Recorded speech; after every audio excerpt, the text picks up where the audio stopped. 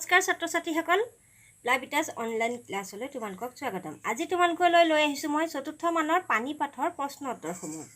এতিয়া চাবা হা। আমি পানী ক'ত ক'ত পাওঁ?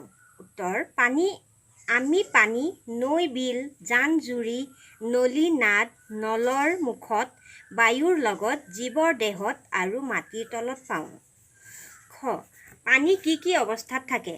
পানী তিনিটা অৱস্থাত থাকে: গোটা, জুলীয়া, বাষ্পীয়। গ, পানী উতলিলে কেনে শব্দ হয়? উত্তৰ, পানী উতলিলে বক বক শব্দ হয়। ঘ, পাহাৰৰ পৰা পানী বাগৰি আহিলে কেনে শব্দ হয়? কুলু কুলু শব্দ হয়।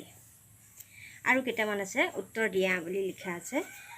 ক, পানী ভাৱ হৈ ক'লৈ যায়? আকাশলৈ যায়। খ, পানী বৰষুণ হৈ ক'লৈ নামি আহে?